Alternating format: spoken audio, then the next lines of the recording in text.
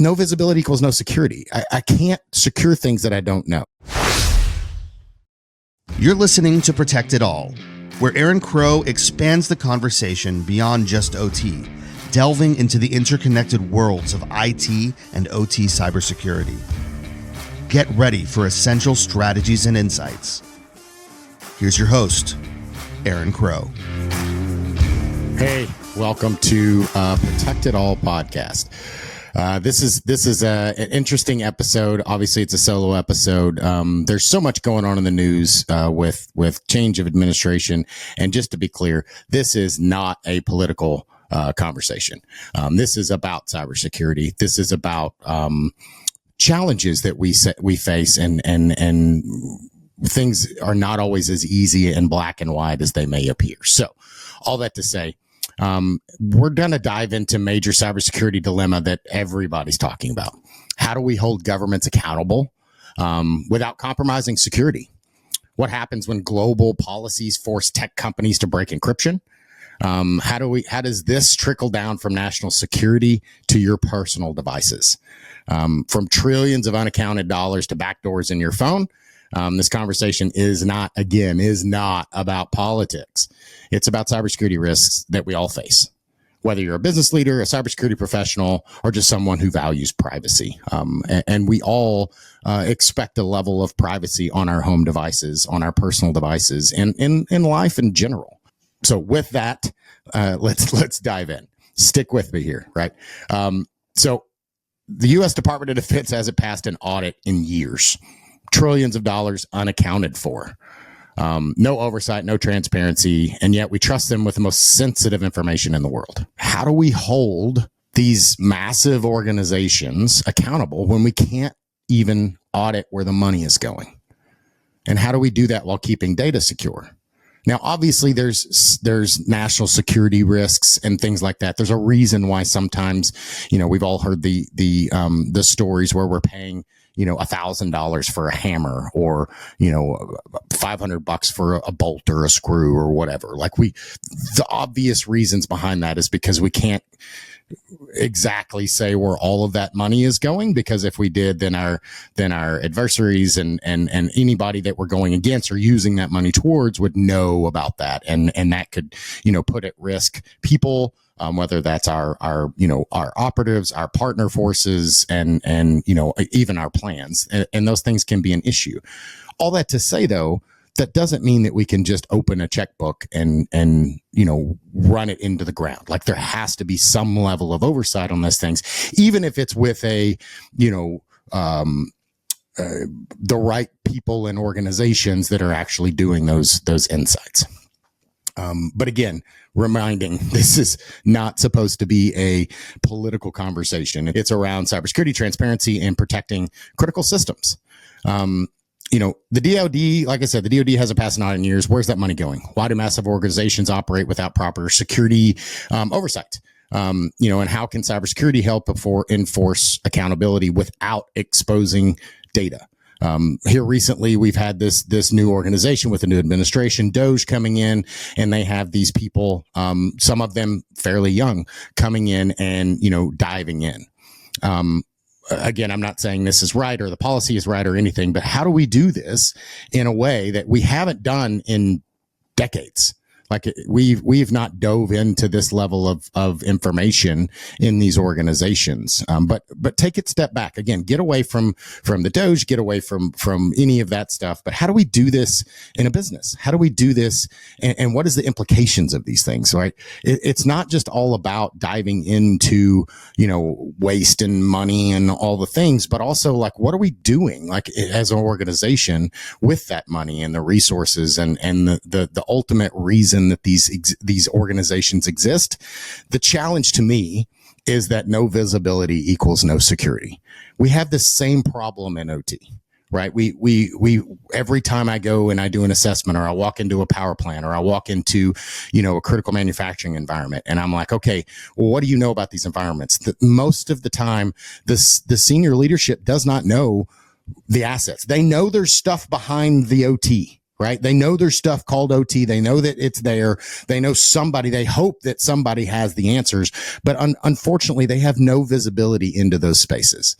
And the lack of visibility, just like in these conversations I'm talking about with the government, no visibility equals no security. I can't secure things that I don't know. Like when I walk into these environments, if I'm going to build a new OT program, if I'm going to, completely come in and do a large scale, lots of money, all the things, the first thing I have to look at is, what does good look like? I have to know what good looks like before I could ever start saying these are the things that we need to start blocking and attacking, because I don't know what good looks like. Then I may actually end up blocking something that's good, thinking that it's bad. If money and operations can't be tracked, how do we ensure proper cybersecurity spending? It's the same thing in, again, going back to critical infrastructure. A lot of times critical infrastructure, their budgets, their technology budgets are rolled into a control system upgrade. So the control vendor is doing, they have those cyber tools built in, whether it's Foxborough or GE or Schneider or Emerson or Yokogawa or whatever the control vendor, Rockwell, whatever it may be. They inherently bring in the cyber tools and processes that they have in their environment. The problem is that you don't necessarily, that doesn't always translate up the stack. And it only necessarily many times actually focuses on their environment. So a prime example, if I'm at a power plant, maybe I have a balance of plant that is vendor A, and I've got a different turbo control vendor, and I've got a different third-party control vendor, and I've got like 5 different disparate systems, and there is no single truth of all of the assets, of all the risks, of all the classifications. I don't really have visibility into how all of those things tie together.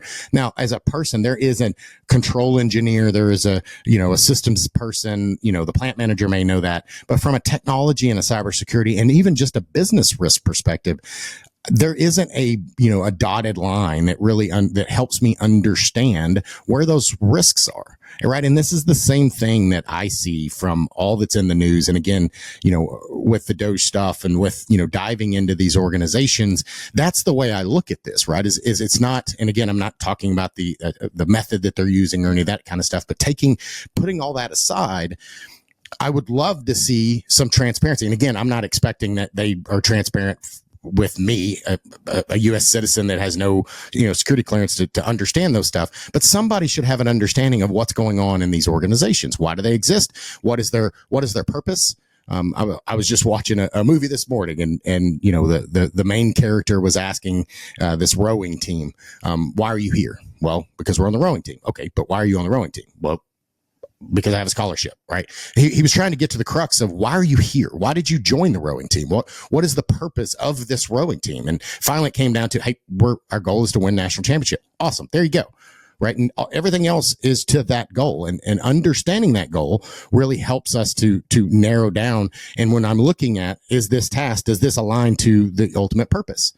Right. And if it doesn't, then I shouldn't do it. Right. And if it doesn't, lift that goal up, then I shouldn't focus on it. So that leads me back to kind of the next topic that's been in the news. The United States has the First Amendment. First Amendment is, freedom of speech. Not all countries, very few countries actually have that First Amendment right. We've seen a lot, especially here recently since COVID. It's really gotten a lot more obvious. Other countries, UK, Germany, and others are.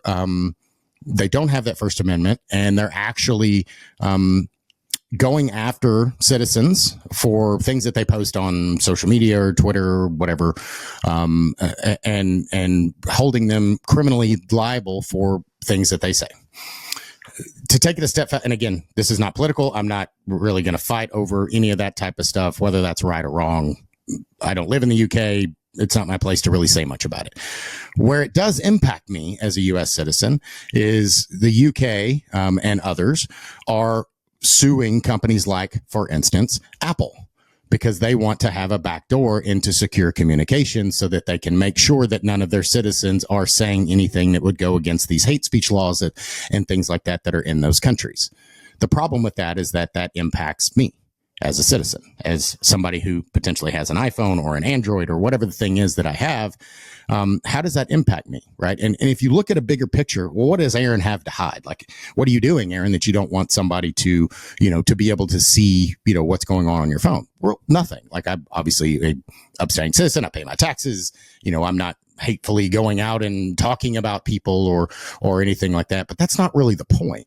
The point is I was doing a tabletop, a number of years ago when I was an asset owner, and we had a third party organization coming in and leading it. We had the C-suite executives in there.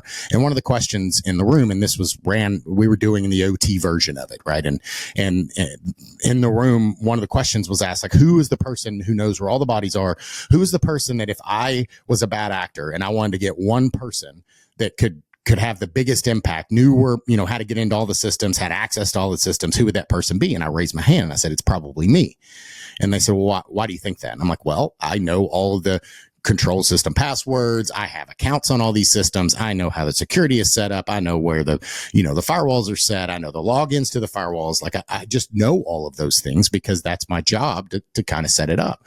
And the reason they were getting that question is, like, if I were going to kidnap someone and take their child or their wife or husband or, mother or significant other, whatever those things are, and hold a gun to their head and say, you will go break into this, or you will get me access to these environments, who has that access? And that person, I would be one of those types of people. So what am I getting to?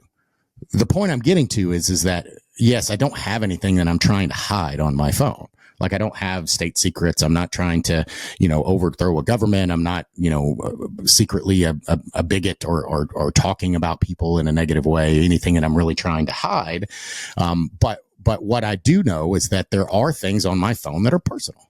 There's a lot of personal information about my family, about, my banking. There's a lot of things on my phone that access to what is not good. I don't want anyone having access to those things. It's why I do, I use password managers, and I've talked about that on these, some of the episodes, before, is, having security around your world, your home network, your personal devices don't connect to Wi-Fi, guest Wi-Fi, or any of the Wi-Fi, public Wi-Fi, like at Starbucks or at your hotel. But it really comes back to, those backdoors they don't just help the government that's looking for those things. They create a huge attack vector for hackers, because if the UK can get in, then so can bad actors, right? That door is open. It's open. Like, it's Pandora's box. You cannot close those things. Oh, yes. Okay. Well, maybe we only give the UK, but again, if there is a back door, then it can be taken care of, right? If the UK can demand Apple's encryption keys, what's stopping China, Russia, or North Korea? That's again, not a political conversation. I am not comparing the UK to any of those other places, but what is stopping those other countries from suing Apple and Google and Facebook and Twitter and all of the places, whatever that may be, Reddit, you name it, any place that you have personal information that people can get to you? What stops any of these countries from suing and forcing them to demand a backdoor and the encryption keys and access in? Like, you can't allow anyone in, or you have to allow everyone in, right? Again, I'm not an attorney. I'm not trying to get into politics or anything like that. I'm really just looking at the cyber risk of these conversations. What is the risk to those things? Now, obviously, it's not black and white, right? Obviously, there's a reason why the UK is doing this, and they feel that it's the right thing to do. And again, I'm not trying to argue that point. My biggest point, and again, really just focusing on the cyber implications of those things and how that has a bigger implication than just the UK citizens, because it's not just like a door that can open just for the UK citizens. If I go to the UK, then is my phone, do they have access to my phone, even if I'm just there for a day? When I come back, do they turn it off? Do they have it to my phone and just ignore it until I'm in the UK? Like, how does that work? And ultimately, what is the reasoning and justification behind those things? And the risks behind them are greater. And I don't believe that any one country has the ability to really overwrite the risks to me and my personal data, just because they think that they have access to it, right? That's just my personal opinion. But again, it comes from a cyber perspective, not a politics or global politics or, any of those other types of things. So Again, so the key question there is, if your device has a backdoor for the government, how secure is your personal data from hackers, right? So this trickle down effect of, we've heard of trickle down economics. And again, not talking about that, but how this affects individuals and critical infrastructure. So, from national security to personal devices, even if you don't have classified data on your phone, how much personal data can be leveraged? Social engineering. Again, we talked about the example of getting my kid, or knowing where my kid goes to school, or who my wife is, and, her daily routine, et cetera. Can somebody social engineer their way into my life? And what could they use to manipulate me? Corporate espionage and insider threats. What happens when global regulations weaken encryption and security on personal devices? Critical infrastructure concerns, like if global policy mandates less encryption, how does that impact hospitals and power grids and financial systems, right? And it's not just an encryption thing, but it's a bigger conversation around the risk and the access to data, and the access to endpoints, right? These devices and these systems and this data. NERC-CIP, I can't put data in the cloud. I can't put critical assets data in a cloud, or I have people that have access to that data have to go through training and all that kind of stuff. But yet we're going to access everybody's iPhone messages just because they're going to search for somebody saying racist or bigoted conversations. And again, I'm not saying that you should or shouldn't. I'm just saying that's a risk, and we have to be able to judge that and control that. So all this to say is just these are really, really complex conversations and really complex things in the news. And it's really easy to get on one side or the other of this conversation, right? And I'm completely against this, or I'm completely for this, and burn the boats, or put the people on stake and burn the stake, right? It's not that simple. Transparency and security should go hand in hand. But too often governments prioritize control over protection. And ultimately, I believe that's just because that's the lever they have to pull. If we keep giving up encryption in the name of security and safety, we'll soon find that no one is safe. So my question to you, what do you think? Should governments encrypt backdoors? Have encryption backdoors? I mean, is it too big of a risk to security? What are your thoughts? Like, is it okay that the governments have access to your messages and there's nothing to hide, and I'm just making too big of a deal of it?